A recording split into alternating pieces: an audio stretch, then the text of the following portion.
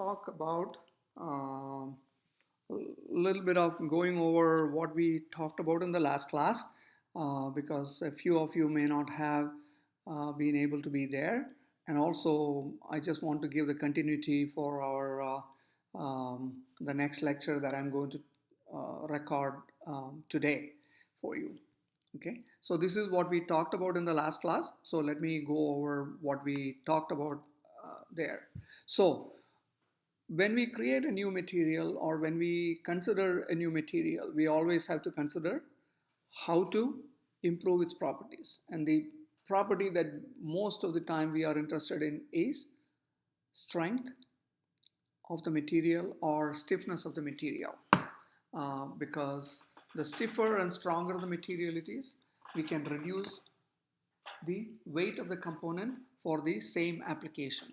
So what are some of those strengthening mechanisms that we have for materials? Those are, the first one is strain hardening. And in that respect, if you recall, I mentioned about the difference between hot working and cold working. What is the difference between hot working and cold working of a material, especially with regard to steel or aluminum or lead or any kind of alloy? It is if you work on that material at a temperature above half the melting point in degrees Kelvin or degrees absolute, then it is considered, above that temperature is considered hot working, below that temperature is considered cold working. So for example, steels are approximately 1494 degrees centigrade in melting temperature. 1494 plus approximately 300, approximately 1800. So 900 degrees Kelvin would be its hot working temperature limit. 900 degrees Kelvin would be approximately 600 something in degrees centigrade. So if a material is worked on at a temperature above that 620 something degrees centigrade, then it would be considered as hot working in the case of steels. If you take aluminum alloys melt at approximately 670 degrees centigrade, approximately 670 degrees centigrade plus approximately 300 or 273 would be approximately 950 degree Kelvin. 950 divided by 2 would be 475. So approximately above 200 degrees centigrade would be considered as hot working in the case of aluminum alloys. If you take, say, lead has a melting point about I believe 332 degrees centigrade. Please check that, but I believe it is 332 plus 273 is approximately 700. So 700, so 350 degrees Kelvin, 350 minus 273 is approximately, I think it is 232 degrees centigrade is the melting temperature. 232 plus 273 is approximately 600. 600 divided by 2 would be 300 degrees Kelvin. 300 degrees Kelvin minus 273 would give you 27 degrees centigrade. So approximately room temperature, slightly above room temperature would be considered as hot working in the case of lead and some of these alloys. So it depends upon the material system to consider what would be the hot working temperature. And what is a hot working temperature? Hot working temperature is the temperature above which diffusion based processes are active, which means that atoms can easily move from one location to another, which means that if a material can be deformed through slip and dislocation based processes, those processes can move and cancel out each other or pile upon each other and increase in strength. So at temperatures that are conducive to hot working, these processes will tend to remove the stresses and strains from the material by cancelling out the dislocations and by removing the defects in the material.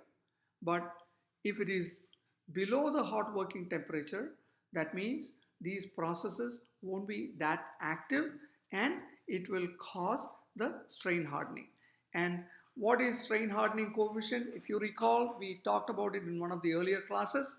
So you can represent the stress, the yield strength as equal to a constant K times epsilon dot to the power n. Epsilon dot would be the strain hardening rate. So you introduce so much strain per minute or in a certain amount of time. That is a straining rate, and n would be considered as the strain hardening coefficient.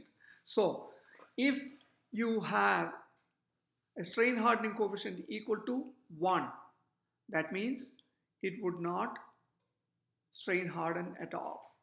But if a material has got a strain hardening coefficient that is close to 0.25 to 0.35, etc., it can tend to easily work harden. So that is the first form of strengthening mechanism. The next one would be grain boundary strengthening. So if you increase the number of grain boundaries, which would be based on you can represent that as part of the Hall-Petch effect. Then we talked about solid solution strengthening, precipitation hardening, dispersion strengthening, and composite strengthening. So those are some of the different methods of strengthening a material. So the first one would be plastic deformation is by dislocation motion. So you increase the strength by inhibiting the motion of those dislocations but not preventing it totally. So it's a fine line between the two. And in the end, we want dislocation motion, or else the material will fail and it will fracture through a brittle process. So if the material can easily strengthen, then these stress concentrations can easily be relieved. And most of the materials, if you want to form it into a shape or form that is useful for engineering applications, you want dislocation motion. So strain hardening would be based on, if it is based on cold work, then the dislocations will multiply and get in one another's way and it increases strength. The second method is by refining the grain size, and most of the time we would represent that in terms of yield strength is equal to basic strength plus a constant K times d to the power minus half, where d is the grain size in microns. So the smaller the grain size, the higher the yield strength.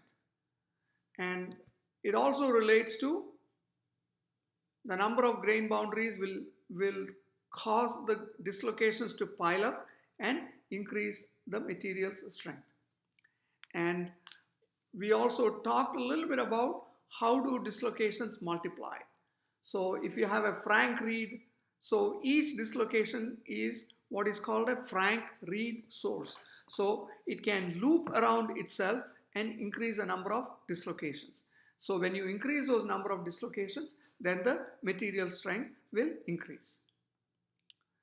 So the next one is the solid solution strengthening. So most of the time, if the material's atom sizes are different, then it introduces a certain amount of internal stresses that have to be overcome before the material will start deforming. So that extra deformation that is required will contribute to the strengthening of the material. And the effectiveness of The solid solution strengthening is based on a few rules which are called the Hume-Rothery rules. So I hope you will remember that from the ENSC 3313 fundamentals. So what are those Hume-Rothery rules? So if you want perfect mixing, which means that uh, there is no strengthening that is going to happen, or there is some amount of strengthening going to happen due to the um, blending of different atoms. If there has to be perfect blending, that means the grain sizes should not be greater than should not be different by a greater number than 15%. And the perfect example is copper and nickel. So you can blend copper and nickel in whatever combination that you want. But if you have two atoms that are drastically different in size from each other, then they can create a distorted lattice, which means that it can cause the strengthening of the material. And you can also create what is called an interstitial strengthening mechanism, which would be, so suppose you take body-centered cubic iron, you can introduce carbon or nitrogen into the matrix, and those atoms would just go and hide in between the open spaces in the crystal lattice. The BCC is, you know, that 68% dense, whereas FCC is 74% dense. So you can introduce more carbon in BCC than you can in FCC iron. So especially if you are adding carbon and you you heat treat that and you quench it, what happens to the iron? What happened to the carbon atoms? Those carbon atoms are all held in solution in the BCC iron, which causes tremendous amount of distortion, and that distortion can cause a strengthening of that material. So strengthening and hardening of the surface is as a result of that heat treating and quenching of the material, especially steel. You can also have second phase particles. So for example, you add, say for example, if you have pancake batter and you want to thicken that material, what do? You add a little bit more of that fine powder. So if you add fine powder in a liquid melt, those liquid melt will blend everywhere, that force dislocations to loop around. And you can also create what are called precipitates in the material. Say for example, in the case of age-hardened aluminum alloys. Okay, so when that happens, it will create fine particles that are mechanically mixed on a very intimate scale and cause the strengthening of this material. So A356 is an aluminum alloy. So if you quench it and temper it at different temperatures, it can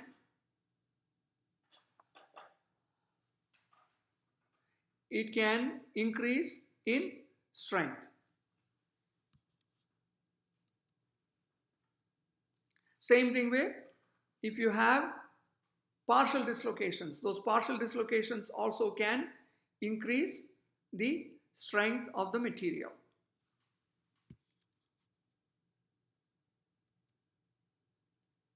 So these are again different ways to strengthen the material.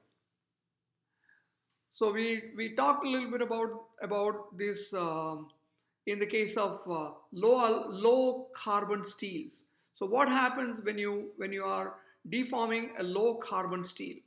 That low carbon steel those carbon atoms are in the interstitial location. So when you are deforming the material, what happens is that if you have two a grain boundary, okay, or there is a line of intersection between the grain boundaries and the partial dislocations, what happens?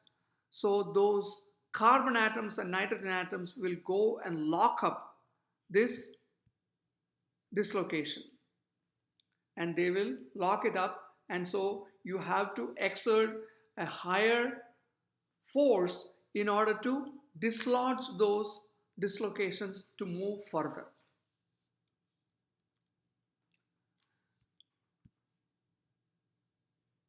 So this is schematically given by that. So you have dislocation. So beyond a certain dislocation density, the strength of the material drastically increases for any material. And if a material will strain harden quite a bit, then it will show this kind of a structure. So if you have a single crystal, um, this is how the stress strain or the shear stress and shear strain correlation can be represented as.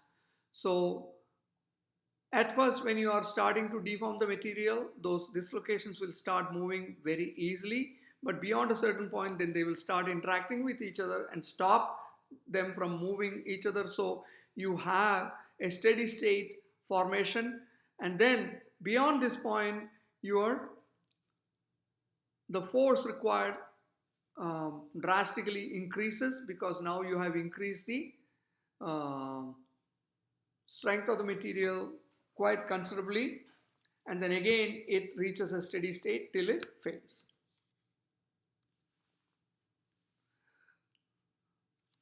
So we talked about this in one of the earlier classes, where we said the elastic strain energy of a dislocation is proportional to GB squared. So the more the dislocations you form, the more stress you require in order to make those dislocations move. But when you are at low density of dislocations, there is very little interference between those slip planes and they can easily move. But beyond a certain point, you require quite a bit of stress in order to make those dislocations move. This is a representation of how the interior structure is going to look like. So at first you don't have any dislocations at all. Then you are forming these dislocations on the grain boundaries, dislocation pile up on the grain boundaries. Then here they are forming and interacting with each other, and they will cancel out each other, so you get a steady state. And then beyond a certain point, then it will start increasing again.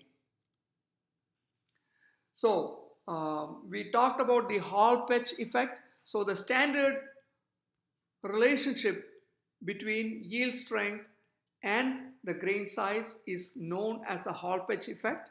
So the standard one is sigma I, which would be the initial number with no dislocations present, plus K times d to the power minus half. But if you have pearlitic steels and if you have martensitic steels, this relationship is slightly different. You have interlaminar spacing of the pearlitic steels, and in the case of martensitic steels, you have solid solution and boundary and strain, additional features added into that relationship. So essentially you are saying that grain boundaries will act as barrier to dislocation movement.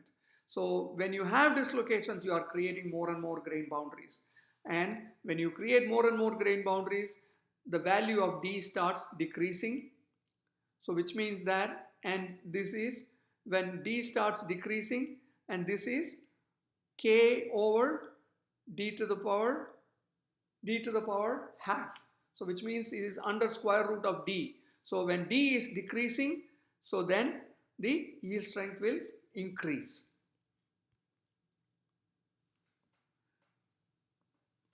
And uh, this K, the factor K is actually can be presented as a hardening contribution of the grain boundaries. And D is the grain size, as I mentioned already.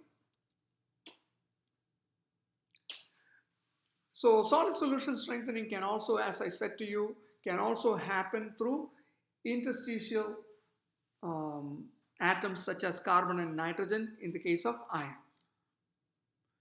And we talked about the solid solubility limit of these materials.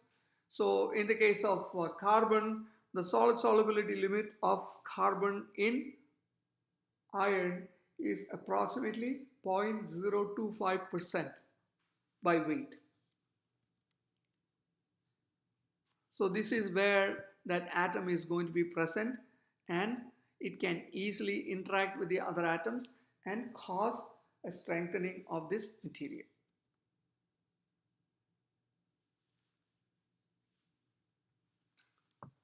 So the interaction potential, so in different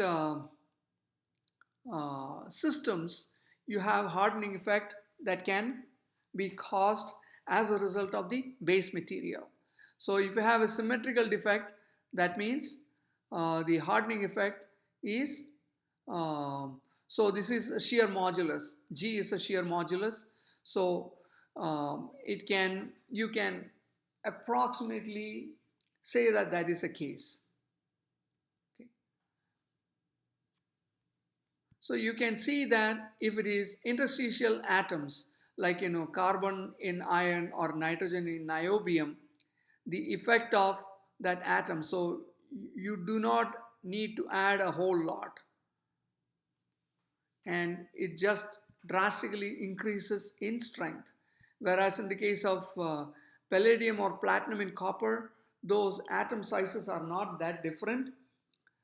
So the effect of adding palladium or platinum in copper is not as drastic as adding carbon or nitrogen in iron or nitrogen in niobium.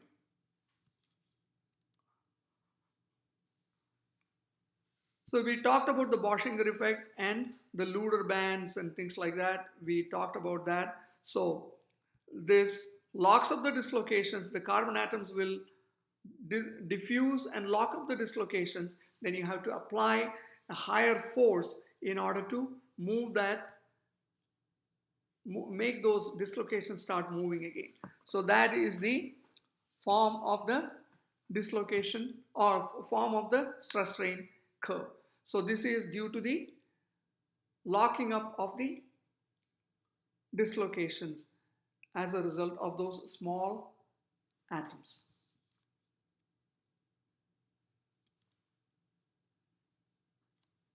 If you heat it up, if you unload, if you load up to a certain value and then you unload and then you also age it at that temperature, that means all the dislocations are completely cancelled out, and then you start doing this again, then it can actually demonstrate a higher yield strength than in the first case.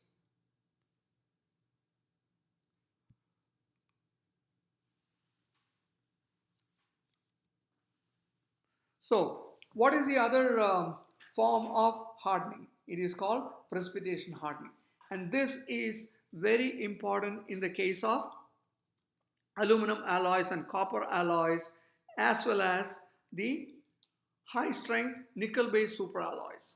So what is the basic requirement for precipitation hardening in a phase diagram? So if you look at the phase diagram, and it shows a phase diagram like this, so which means that the difference from here to here is not a whole lot. So this might be like 1% is the minimum solubility of this atom in this base material, and this is the maximum solubility at at a particular temperature. So this might be only like 4 to 8%. So in the case of aluminum alloys, or say in the case of aluminum copper, so it starts around 1% and this is around 8 to 10%. So what is the most ideal precipitation hardening system for aluminum copper alloys? It is somewhere in between. So it's approximately 4%. 4% copper would be the most ideal precipitation hardenable alloy. So if you take this alloy and you heat it up to a temperature around here, which will be approximately 200 degrees centigrade or so, and then you quench it to room temperature. So that means all this alpha, excess alpha. So the room temperature structure is alpha plus beta. So if you heat it up to this temperature and you quench it to this temperature, that means all the beta is in metastable condition and it is held in solution in alpha. So you have an excess of beta that should actually precipitate out if you had given it enough time and energy. So if you quench it to this temperature and then you just heat it up to an intermediate temperature, say 100 degrees centigrade or whatever, so that excess beta will actually start precipitating out, and it will start precipitating out as very, very small particles. And the more the small particles are formed, the higher the strength. So that is the whole principle of precipitation hardening.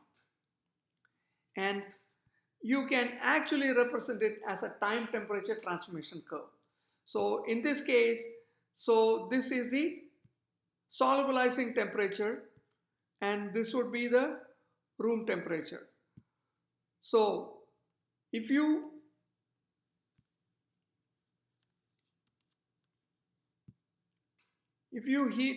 quench it to this temperature and you heat it here, what happens? It will start forming these precipitates after a certain amount of time and it will start forming completely. So it depends upon the temperature at which you are holding it. So suppose so the minimum temperature you require in order to get the best precipitation hardenability for this material is this is the temperature. So in the case of aluminum copper alloys, it would be approximately 100 or 125 degrees centigrade. If you increase the temperature, what happens? That means it will start forming more precipitates and it will form faster. And so on. Okay. So you can actually represent. So for example, what is the effect on the yield strength of this material? So for example, if you took it to 450 degrees Fahrenheit and in this case, this would be 500 degrees Fahrenheit and so on. I don't.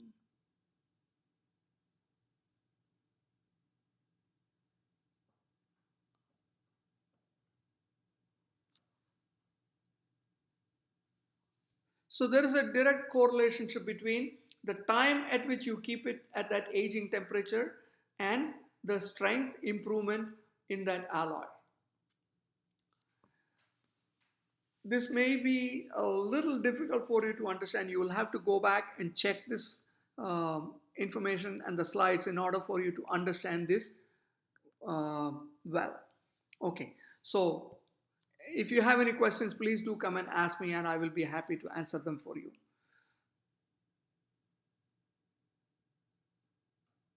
Okay, so for example, if you we talked about this here. If you took it to an intermediate temperature, which would be approximately 600 degrees Fahrenheit or say 500 degrees Fahrenheit, okay, 500 degrees Fahrenheit and you quenched it to room temperature, and then you took it to an intermediate temperature and you kept it at that temperature for a very long time. Okay, so if you kept it at 500 degrees Fahrenheit, what happens? The strength, the precipitates start forming almost instantaneously after zero point 0.01 hours. So 0.01 hours would be approximately 5 or 6 minutes. And then it reaches a maximum after say 10 minutes, and then it starts drastically reducing. Why does it reduce after this much time? Because those precipitates become too big to cause any kind of strengthening to happen. Those precipitates are no longer able to stop the dislocations from moving, which is the essential feature of increasing strength as a result of the precipitation hardening process. Suppose you quenched it, and you tempered it at 450 degrees Fahrenheit instead of 500. So now it starts increasing, but it starts increasing only after about approximately zero point 0.5 hours. So after 30 minutes, it takes a little bit longer for this material to start reaching the maximum strength. And that maximum strength is actually higher than the strength that you got for tempering at 500 degrees Fahrenheit. Why? Because those precipitates are much smaller than in the case of 500. So 500 means those precipitates are like huge chunks of rock. 450 means they are much smaller and they are much better dispersed. So then, but beyond a certain time, those precipitates again will start agglomerating and the strength will actually start decreasing. Don't worry about all these intermediate temperatures. Say for example, if you quenched it and tempered it at 225 degrees Fahrenheit. 225 degrees Fahrenheit would be approximately 120 degrees centigrade. Okay, so 120 degrees centigrade, it starts increasing, but even after 1000 hours, the maximum strength has not been attained yet. So it might be like 2000 hours. So from an industrial process point of view, this is not the ideal situation. So you would like to have something like say 10 hours maximum. So most of the time you will find that it'll be like between 1 and 10 hours.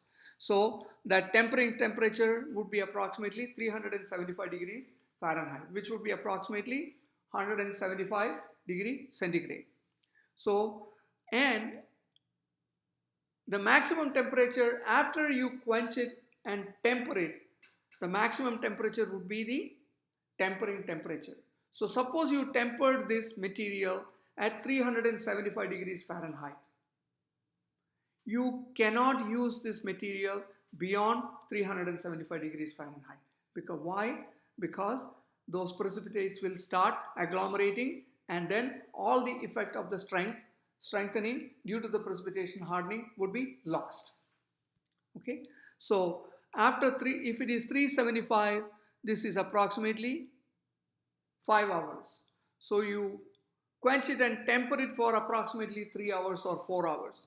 So then you get the maximum strength of this material, so which would be 250 megapascals. So beyond that, you are really not getting a whole lot of strengthening taking place here.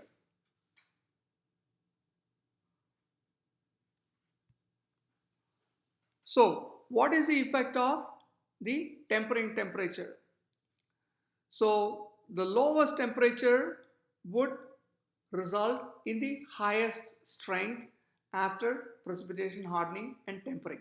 So the lowest tempering temperature will result in the highest strength due to the smallest precipitates formed, because at the lowest temperature you are giving it just enough energy for those precipitates to form and not enough for them to agglomerate and cause a reduction in strength.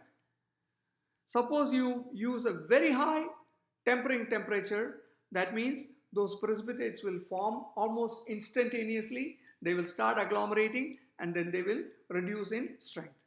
You don't want to do that. So the ideal situation would be something like this curve C. So you have enough time for it to start forming those precipitates, and then they will start agglomerating only after this time. So as long as you keep the tempering time and temperature below this temperature and below this time, you are safe as far as the use of that material is concerned.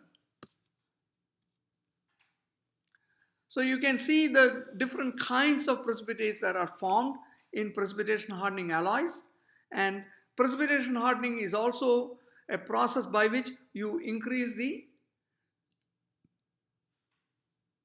creep resistance, which is a topic that we will take up in the next class. So again, I mean, this shows the different formats of solid solution strengthening. Okay, so what is the effect of, suppose you create a precipitate, I mean, or the substitution solid solutioning. So you have this strain that has been introduced into this lattice as a result of those different kinds of atoms. Now, if you had a material that had no second phase particles or no such particles, that means if the dislocation comes in, it can easily cut through this grain and go right through, and so there is no strengthening taking place. But here, because of the differences in atomic sizes and the differences in the type of atoms, that means the dislocation has to exert a higher force in order for it to move through that lattice. So that is the whole principle of solid solution strengthening. So again, these are the different dislocations that are formed in this material and so on. Again, we talked about the Frank-Reed source, and if you had two precipitate particles, so that those dislocation has to loop around and form a circle and then move out from the other side. So that also causes the strength as a result of those second phase particles.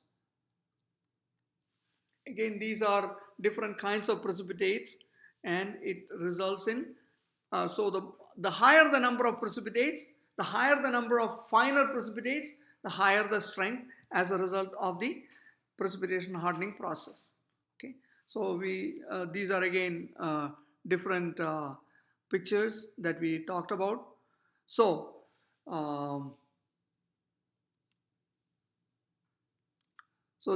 so it has to cut through in order for it to cause that dislocation to move. Now, there are two forms of strengthening in second phase particles. One would be the precipitation hardening by itself, and the next one would be dispersion hardening. So dispersion would be the presence of second phase particles that do not dissolve in the matrix at all. So Inconel MAE 754 is a high strength nickel based superalloy. And so you can see that here itself there are something like, I mean, all of them have not been listed. So there are something like 6 alloying elements, including a molecule that does not dissolve in the material at all, like yttrium oxide.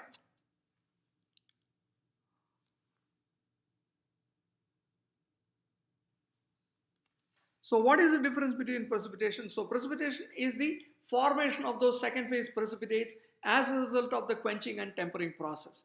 So it comes out like, fish jumping out of the water. So it creates those second phase particles. But the dispersion strengthening or dispersion hardening is a result of the second phase particles that do not dissolve in the matrix at all, and then they just Um, so it is like adding M&Ms into a cake. Okay, so those M&Ms are as they are. They do not dissolve in the cake at all. So the dispersion particles do not dissolve in the matrix at all. And so they just stay as they are and create this strengthening process. So we, again, I mean, these are new pictures that you may or may not have. And we will talk a little bit about composite strengthening. So here, for example, there are different ways to strengthen a composite material. So one of them would be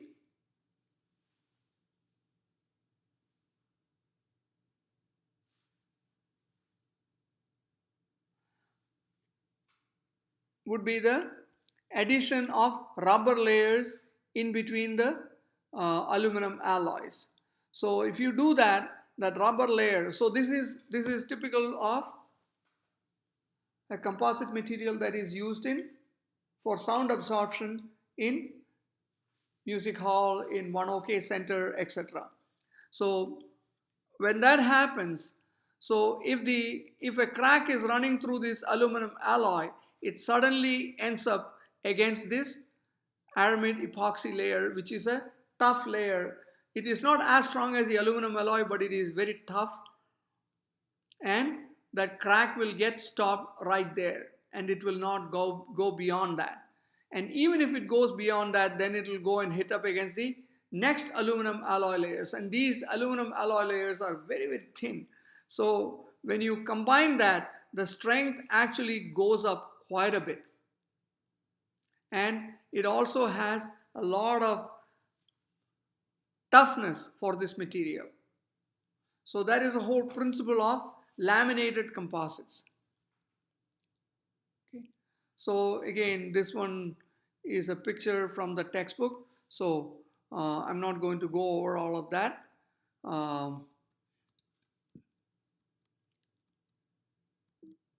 Okay, so let me stop here, and I will continue the next lecture after a few minutes.